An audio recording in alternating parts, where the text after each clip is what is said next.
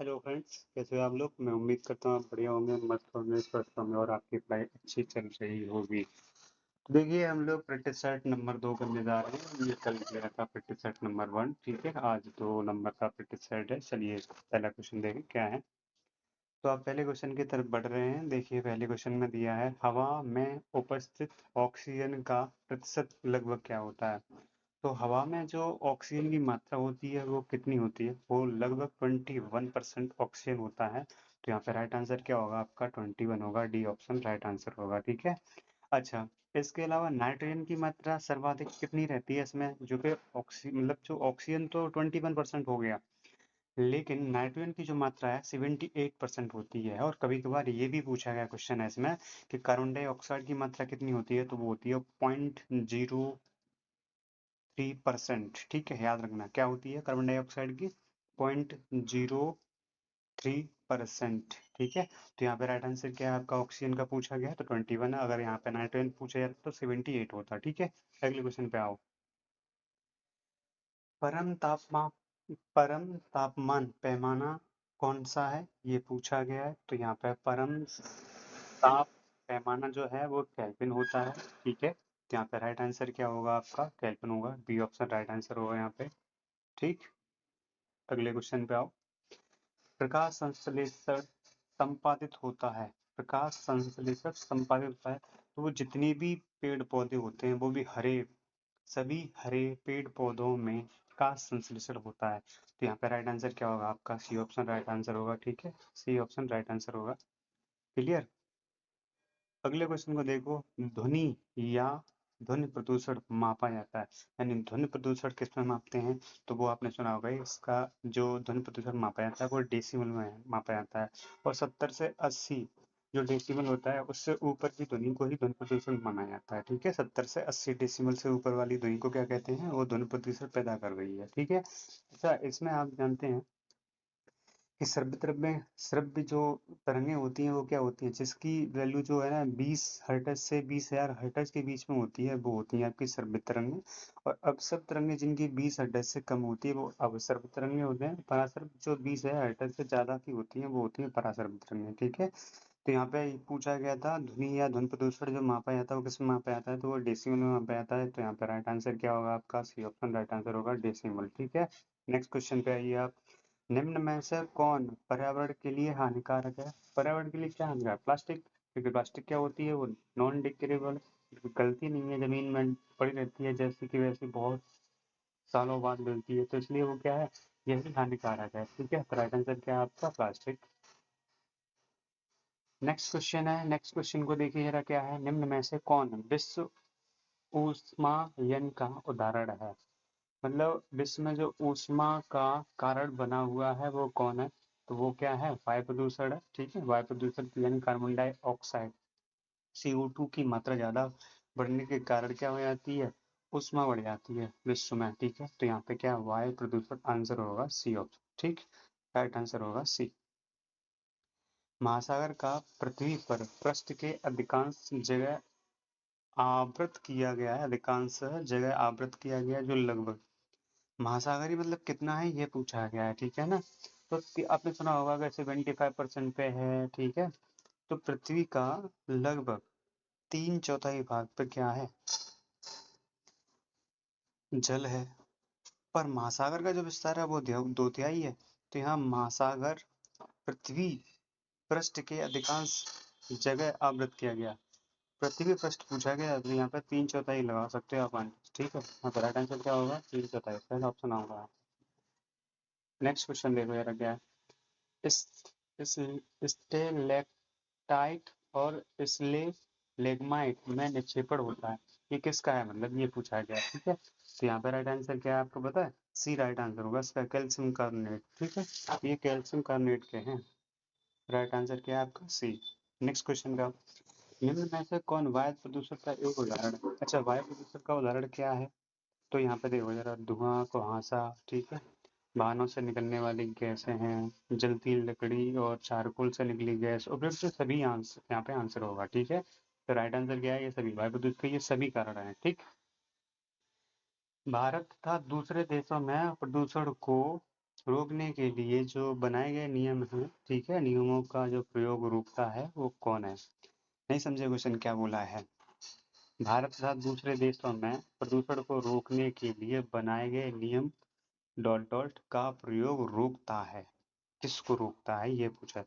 तो प्लास्टिक के जो थैले होते हैं उनके यूज को रोकता है, तो राइट आंसर क्या होगा आपका? प्लास्टिक के थैले होगा राइट आंसर, ठीक है। उनका यूज नहीं करना चाहिए हमें, क्योंकि वही प्रदूषण ज्यादा बढ़ाते हैं, पॉलीथीन वगैरह। पार स्थित तंत्र का उदाहरण क्या है ये पूछा गया है। पार स्थित तंत्र का जो उदाहरण है वो क्या है आपका? तालाब, क्योंकि तालाब में ही तो जीव पाए जाते हैं, मछली हो गई, कछुआ, सांप, ठीक है, मगरमच्छ, इस तरीके से। तो यहाँ पे राइट आंसर क्या होगा आपका? तालाब होगा, ठीक है। अगला, कौन जीवी कारक नहीं है? मतलब जीवी कारक का मतलब समझ रहे हो आप? कौन जीवित नहीं है? तो जंतु तो होते हैं जीवित, एक ये तो जीव होते हैं, पेड़ पौधे भी सांस लेते हैं तो ये भी है, सूक्ष्म जीव भी जीव होते हैं, लेकिन प्रस्तर का मतलब लेयर होता है जो ये जीव नहीं है। तो राइट आंसर क्या हो जाएगा आपका? डी ऑप्शन, ठीक है। क्वेश्चन, अधिकतर पेड़ पौधों पाए जाते हैं, अधिकतर पेड़ पौधे पाए जाते हैं वो कहाँ पाए जाते हैं? क्या आपने कभी पेड़ पौधे प्रकाश मंडल में देखे, वायुमंडल में देखे, जल मंडल में देखे? नहीं, आपने सबसे ज्यादा पेड़ पौधे देखे होंगे तो वो स्थल मंडल में देखे होंगे। राइट आंसर क्या है? ए ऑप्शन, ठीक है। अन्य मृत जंतुओं का जीवन निर्वाह करने वाले प्राणी को क्या कहा जाता है? जो अन्य मृत जंतुओं पर जीवन निर्वाह करते हैं तो उनको क्या कहते हैं? उनको कहते हैं स्कैवेंजर, ठीक है। स्कैवेंजर क्या होते हैं? अन्य मृत जंतुओं पर जीवन निर्वाह करने वाले प्राणियों को कहते हैं स्कैवेंजर, ठीक है। तो राइट आंसर होगा आपका सी ऑप्शन, ठीक। क्या होगा आपका? सी ऑप्शन राइट आंसर होगा। सीएनजी संक्षिप्त रूप पूछा गया है, वेरी इंपोर्टेंट क्वेश्चन है यहाँ पे। सीएनजी की फुल फॉर्म क्या है? ये क्वेश्चन रेलवे में, रेलवे के एग्जाम में भी पूछा गया है, ठीक है। तो सीएनजी का फुल फॉर्म जो होता है वो होता है कंप्रेस्ड नेचुरल गैस, ठीक है। कंप्रेस्ड नेचुरल गैस का मतलब है बी ऑप्शन राइट आंसर होगा यहाँ पे, ठीक। नेक्स्ट क्वेश्चन पे आओ। वातावरण में सल्फर, ठीक है, वातावरण में अधिकतम हानिकारक जो सल्फर मिश्रित है वो किस में है? सबसे ज्यादा जो सल्फर पाया जाता है वो किस में पाया जाता है? तो वो गाड़ी जो होती है ना, मोटर वाहन होते हैं, उनके धुओं से निकलता है, तो वो SO2 निकलता है। तो यहाँ पे राइट आंसर क्या होगा आपका? डी ऑप्शन राइट आंसर होगा, ठीक है। वायु प्रदूषण को कम किया जा सकता है किसके द्वारा? ये पूछा गया क्वेश्चन है, ठीक है। वायु प्रदूषण को हम कैसे कर सकते हैं, कम कर सकते हैं? तो आपने देखा होगा ग्रीन मफलर, एक ग्रीन मफलर जो था वो वैसे ध्वनि प्रदूषण को भी कम करने के लिए यूज किया गया था, लेकिन आप सही से पढ़िए जरा। वायु प्रदूषण को कम कर सकते हैं कौन? अगर हम वृक्ष लगा दें सड़क के किनारे तो वो वायु प्रदूषण को भी कम कर सकते हैं। तो यहाँ पर राइट आंसर क्या होगा आपका? ए ऑप्शन राइट आंसर होगा, वृक्षों द्वारा भी किया जा सकता है। विश्व पर्यावरण दिवस कब मनाया जाता है? तो बताओ, ये तो सबको क्वेश्चन आता ही होगा, ये सी ऑप्शन राइट आंसर होगा, विश्व पर्यावरण दिवस 5 जून को मनाया जाता है। नेक्स्ट क्वेश्चन क्या है? सूर्य की हानिकारक किरणों से पृथ्वी को कौन सा स्तर सुरक्षित रखता है? मतलब कौन सा लेयर इसको सुरक्षित रखता है पृथ्वी को, किस से? हानिकारक किरणों से। तो इसका राइट आंसर जो होगा वो ओजोन स्तर होगा, ओजोन परत कह सकते हो, तो वो बी ऑप्शन राइट आंसर है, ठीक है। किसी जगह के फ्लोरा और फूना, फ्लोरा और फना, फूना होना चाहिए यहाँ पे, चलो शायद यही होता होगा। किसी जगह के फ्लोरा और फना सूचित करते हैं, किसको सूचित करते हैं? तो यहाँ पे पेड़ पौधे और जीव जंतुओं को ये सूचित करता है। फ्लोरा मतलब पेड़ पौधे और फूना मतलब फना या जीव जंतुओं को। तो राइट आंसर क्या है आपका? ए ऑप्शन, ठीक है। फ्लोरा का मतलब होता है जहाँ पे बहुत ज्यादा फूल पाए जाते हैं, ठीक, या पेड़ पौधे पाए जाते हैं। विश्व ऊष्मायन के लिए निम्न में से कौन सा एक कारक है? ठीक है, ये पूछा गया है। विश्व ऊष्मायन के लिए निम्न में से कौन सा एक कारक है? यहाँ पे राइट आंसर होगा वाहनों से निकलने वाली गैस है। इस क्वेश्चन को हम पीछे भी कर चुके हैं। धातु में प्रस्तर किसे कहा जाता है? धातु में जो प्रस्तर है वो अयस्क को धातु में प्रस्तर कहा जाता है। तो राइट आंसर क्या होगा? डी ऑप्शन राइट आंसर होगा इसका। पेड़ पौधे प्रदूषण को घटाते हैं क्योंकि वो अवशोषित कर लेते हैं क्या? कार्बन डाइऑक्साइड को अवशोषित कर लेते हैं, इसलिए वो वायु प्रदूषण को कम करते हैं। तो राइट आंसर यहाँ पे ऑप्शन होगा, ठीक है। भूकंप बताओ किस में आता है? तो आपने सुना होगा कि भूकंप कितने रिक्टर पैमाने यानी कितने रिक्टर का आया था, ठीक है। तो रिक्टर पैमाने से क्या मापा जाता है? भूकंप। तो राइट आंसर क्या है यहाँ पे? D option right answer. ठीक है भाई, समझ में आया ना सबको? कोई दिक्कत नहीं है। देखो 10 मिनट में मैं 30 क्वेश्चन करा देता हूँ, तो ये 10 मिनट में आपका क्या 30 क्वेश्चन का रिवीजन हो जाएगा। और इतना फास्ट 10 क्वेश्चन, मतलब 10 क्वेश्चन नहीं, 10 मिनट में 30 क्वेश्चन, यानी कि 3 गुना तेजी चल रहे हो। ठीक है, अगले क्वेश्चन पे आओ। महासागरों में जल स्तर वृद्धि कारण है। महासागरों में जो जल स्तर का जो कारण है वो क्या है? तो ये आपने खूब सुना होगा। क्या?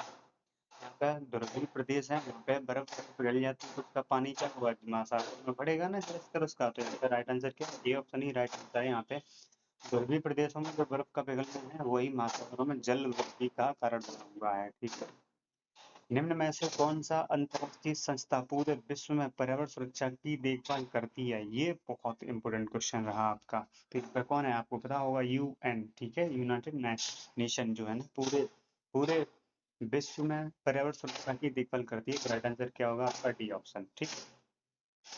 लवण जो जल का अवशोषण करता है, लवण जो जल का अवशोषण करता है उसको बोलते हैं हाइग्रोस्कोपिक लवण। ठीक है, ए आंसर राइट आंसर होगा यहाँ पे। चलिए अगले क्वेश्चन पे चलिए, और ये है आपका पारिस्थितिक तंत्र प्राकृतिक अधिवासों का संरक्षण और उसके प्राकृतिक वातावरण में प्रजातियों की जीवन जल संख्या का रखरखाव एवं प्राप्ति के लिए उपयुक्त पथ। इतना तगड़ा क्वेश्चन तो मैं समझ ही नहीं आ रहा होगा कैसे करें कैसे नहीं करें, है ना? कोई बात नहीं, कुछ क्वेश्चन ऐसे आ जाते हैं एक दो। तो इसका जो राइट आंसर है वो सी ऑप्शन राइट आंसर है। अपस्थान संरक्षण। अपस्थान संरक्षण का मतलब समझते हो? पारिस्थितिक तंत्र तथा प्राकृतिक अधिवासों का संरक्षण, उनके प्राकृतिक वातावरणों में प्रजातियों का जीवन क्षम जनसंख्या का रखरखाव एवं प्रतिप्राप्ति के लिए प्रयुक्त अपस्थान संरचना जहाँ पे है वहीं पर उसकी देखभाल करनी है, वही अपस्थान संरक्षण। ठीक है, और ये रहा आपका लास्ट। अच्छा, 2 सवाल अभी और। शुष्क वर्ष किसका ठोस रूप है? तो वो कार्बन डाइऑक्साइड का। क्वेश्चन काफी इंपोर्टेंट क्वेश्चन है। इसका राइट आंसर क्या होगा आपका? B option, carbon dioxide. ठीक। अगला, निम्न में से कौन दूसरी श्रेणी का उपभोक्ता है? आप जानते हैं? प्रथम उपभोक्ता सबसे पहले उत्पादक होता है, और फिर होता है आपका उपभोक्ता, और फिर लास्ट में आपका अपघटक। तो ये जो है ना, उत्पादक कौन होते हैं? हरे पेड़ पौधे होते हैं जो भोजन अपने आप स्वतः ही बनाते हैं, वो होते हैं उत्पादक। ठीक है।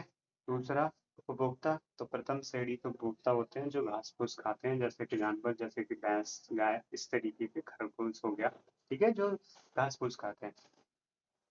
और उनको जो खा जाता है, जैसे खरगोश को कोई खा लेता है तो वो दूसरी श्रेणी से हो जाएगा। और उसको भी कोई मांसाहारी खा लेता है तो तृतीय उपभोक्ता हो जाएगा। ठीक है, फिर उसको तृतीय उपभोक्ता को तृतीय उपभोक्ता कौन फिनिश कर देता है? अपघटक। बनने वाले होते हैं उनको भी खत्म कर देते हैं, वो अपघटक होते हैं। तो यहाँ पे दूसरी श्रेणी का उपभोक्ता पूछा गया है, तो सुनो इधर। बकरी तो घास फूस खाती है, ये तो प्रथम उपभोक्ता होगा। शेर तो मांसाहारी, ये तो तृतीय उपभोक्ता होगा। हाथी प्रथम, क्योंकि ये घास फूस खाता है। तो कौन हो गया? सांप। ठीक है, सांप दूसरी श्रेणी का उपभोक्ता। क्या खाता है वो बताओ? मेंढक को खाया जाता है कि नहीं? और मेंढक क्या खाता है बेचारा? वही घास फूस टाइप का कुछ, यानी प्रथम उपभोक्ता है आपका। यहाँ पे आप सीधे कह सकते हो ये टिड्डा वगैरह को भी तो खाया जाता है सांप। सांप टिड्डा, और टिड्डा क्या करता है? टिड्डा तो अपना घास फूस ही खाता है, कोमल जो घास होती है उसको चट कर जाता है टिड्डा। और टिड्डे को कौन खा जाता है? सांप। तो यहाँ पे जो द्वितीय श्रेणी का उपभोक्ता होगा वो राइट आंसर क्या होगा आपका? सांप होगा। ठीक है, यहाँ पर राइट आंसर क्या है? सांप। ठीक। तो ये आपके पूरे 30 क्वेश्चन मैंने करा दिए। Thank you. समझ में आ गया होगा ना? बने रहिए नेक्स्ट सेशन के लिए आप। ठीक है, और इसकी प्रैक्टिस कीजिए अच्छे से, क्वेश्चन इंपॉर्टेंट है। ये 2011 का प्रैक्टिस सेट है। 2011 में टेट में जो पूछा गया है उसके क्वेश्चन है। मैं सारे क्वेश्चन प्रीवियस ईयर क्वेश्चन करा रहा हूँ। ठीक है, आप करते रहिए, प्रैक्टिस करते रहिए, वहां से छटे हुए क्वेश्चन है, एकदम आए हुए क्वेश्चन है ये सारे के सारे। 2011 का प्रैक्टिस सेट है। अगला प्रैक्टिस सेट अगले दिन कराएंगे। ठीक है, थैंक यू।